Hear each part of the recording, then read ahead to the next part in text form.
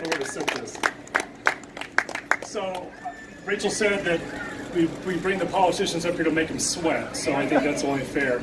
Before I get going with any prepared remarks, I just want to acknowledge somebody very special in the audience. She's going to hate me for this, but is our super volunteer on the campaign, a wonderful mother, my beloved wife. It's her birthday today, Julie Peters. Everybody clap please for Julie.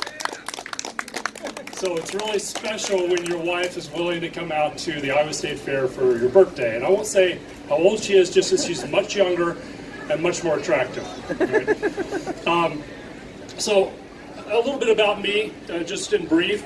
I'm a surgeon. I've been a physician now for 29 years. I spent my first 9 years in the Army, the Medical Corps as a general surgeon, and then the last 20 years or so in private practice. The loudspeaker's talking. Should I repeat that message? Anyway, my reason for running is really the same reason I became a physician. I think there's things that can... Carly and family meet at the public safety building. The same reason I became a physician is I wanted to help people. And I think there are things that we can do and are not doing in government. And that includes, first, evaluating a problem, diagnosing it correctly, evaluating potential solutions, and implementing them when appropriate. That's my motivation to run. Some of the issues that maybe first start thinking about running, I'll come to in a little bit. But again, a little bit more about me. Grew up in Kansas, attended college, University of Kansas, went to medical school on an Army scholarship, served my 9 years in the Army. Met Julie during my last year of residency. We've been married just over 24 years. We have 3 sons. We moved back to Iowa in 2004 where we raised our sons. 2 are now in college, 1 still in high school. It's been a great place to grow up for them. When we took a year off to travel, most of a year off to travel a few years back, and when we got done, I asked the boys, where do you want to live now? I said, gave them a lot of options. And they said, we want to go back to Iowa. And so I think that's a great testament to a great state.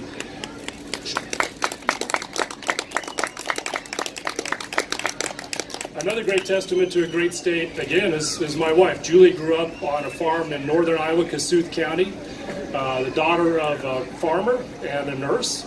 And I'd like to joke that I had to go all the way to Hawaii, where I was doing my residency. A boy from Kansas had to go to Hawaii to meet a girl from Iowa. So it was a great match, and it's been wonderful to be in Iowa. I also have generational roots in Iowa, going back to the late 1800s. My ancestors settled in West Side, Iowa, which is about 2 hours north and west of here, and the first 3 generations of Peters lived in that area until more recently when my dad and I mostly were in Kansas, but now I'm in Iowa again. There are a few issues that I mentioned that really got me interested in politics. I've been growing up in a Republican household, but hadn't been really active in politics other than voting periodically. But then a few things really kind of got my attention. Number one was the financial crisis. Subprime housing crisis led to the financial crisis, and I wanted to know, how does that happen? So I really kind of started to try to understand why that happened. There's a lot of reasons, but some of it goes back to bad policy decisions done by government decades earlier. Then Congress decided to bail out the financial sector. And I thought, well, wait a second, I own a private surgical clinic. If I got in trouble financially, nobody's going to bail me out. I found that deeply unfair. Then I looked at a few other issues. They turned to Dodd-Frank banking reform bill, which was designed to help hopefully prevent a crisis again in the future, but harmed community banks. Recently, they passed a law to roll back some of those adverse regulations on community banks, but my opponent failed to support it. And then lastly, they turned their attention to my industry, which is healthcare. When I first looked at it, I thought, well, what's wrong with my industry? At that point, I've been a doctor for over 20 years, and I thought, it seems to be working okay, and my patients seem to be getting the care I need. I'm happy with what I'm doing. But then I looked a little deeper, I realized that it is a really bad system we have. Unfortunately, what the Democratic Congress passed, what we know as the Affordable Care Act, or Obamacare, made the situation worse. And then I turned to look at who my representatives were in Congress, and I noticed that the one representing me in Southeast Iowa was Dave Loebsack. And he voted exactly opposite of how I would have voted on every single one of those issues. He voted for the bailout of the financial sector. He voted for Dodd-Frank, voted for the Affordable Care Act, voted against reducing regulatory burden on our community banks. And I thought, somebody could do better than that guy. And I thought, well, maybe that guy should be me. So I decided to run in 16. We got started late because somebody else was going to run and then dropped out at the last minute. So we had about 7 months to run a campaign, which really wasn't enough time, but we still managed over 46% of the vote. I found that an encouraging result and thought, after taking a little break from campaigning, maybe we should try again. So we started last July. We announced our campaign, and we've been to all 24 counties in the district. I couldn't even count how many times. Multiple times, multiple events, far more than we've ever done before. And what we're hearing on the ground is very encouraging. Most people are deeply concerned about the same issues that I'm concerned about. Number one issue by far is still healthcare costs. It affects individual families, it affects businesses, it affects everybody, and neither Democrats or Republicans in Congress are really speaking meaningfully about that issue. Republicans, for the most part, have just said, let's repeal the Affordable Care Act and what remains of it, and Democrats, for the most part, are either saying, let's preserve what Affordable Care Act we have, or let's go to a Medicare for All plan. In my opinion, the Republican ideas don't go far enough, and the Democratic ideas go too far. I think there are solutions there, and I've been talking throughout the district, and even outside the district, for the last 12 months on healthcare reform. Generally, I'm getting really good buy-in on my plan. I'm not going to go into detail on that here, but basically, I'll just say that it's more focused on giving to the patient, giving more power to the patient, restoring that personal relationship between patients and their physicians, and removing as much as we can the influence of insurance companies and government on our health care. And I think that's the solution for it, and people seem to like that a lot.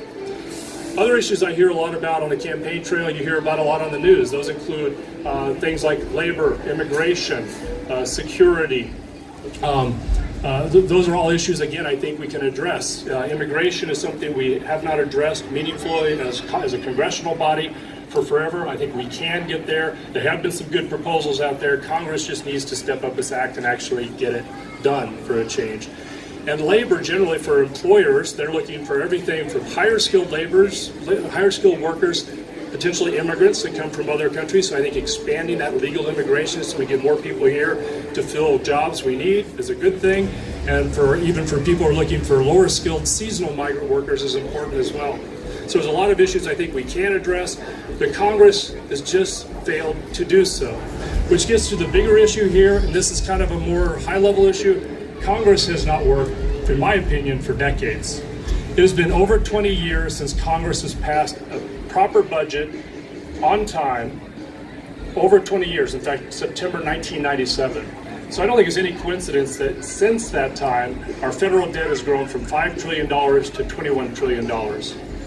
I mentioned earlier that Julie and I have a clinic, and if we don't keep track of our budget, potentially we'd go in debt as well.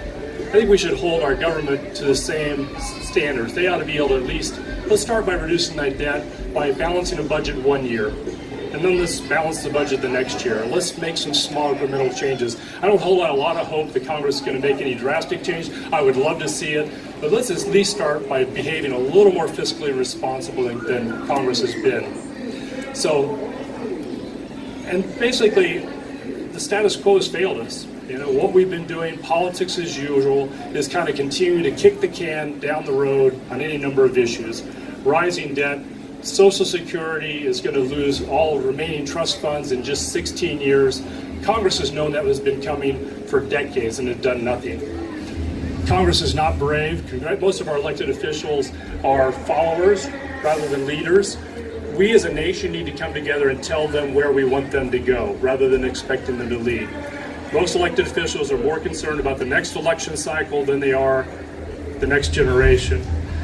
But in order for us to lead our country, and we are supposed to be a self-governing people, we have to be able to talk to one another again. And that seems to be an increasingly hard thing to do. Little side note, all people on the left are not snowflakes, not everybody on the right is deplorable. There's a lot of middle ground and opinions there. most people, when you talk to them, you take the time to listen to them, you can find areas of agreement. And you don't have to agree on every issue. I'm not looking for some soggy compromise in the middle. I want everybody to bring their ideas forward, let them compete in the marketplace of ideas. Let's have that conversation. We shouldn't shy away from that, but we need to go away from fighting, verbally fighting with one another, to arguing and having discussions, and it should be something we do. That's a major underpinning of a country like ours, a republic, which is supposed to be self-governing. Our country was founded, in my opinion, on 3 principles. And these are really best expressed in our Declaration of Independence. Those are equality, liberty, and self-government. And equality does not mean that we are all born equal or we need to be made equal. We are all going to have special skills. What it means is our founders rejected the idea that you had hereditary monarchy, hereditary aristocracy. No one person is inherently better than another person by the status of their birth. So we're all equal. We all have equal rights to freedom, to pursue our own happiness. And we founded a government, a new country with a unique form of government, with the primary goal of protecting those rights. That's our main job with government. And we've strayed far beyond that. We're doing a lot more. There was no constitutional mandate for health care or Social Security or anything of those other things we're doing. It's fine to do those, but to the degree that we're not living up to that fundamental responsibility of protecting our rights to live our lives the way we want, pursue our own happiness, then government is failing. And I think it is failing. Politics as usual has failed us. My opponent is a nice guy, but he's part of the status quo. I think we can do better than Dave Loebsack in the 2nd District, and that's why I'm running to defeat him. So thank you for my time. I don't know where I lasted on time, but thank you. And I'll be around to answer any questions going forward. Thanks.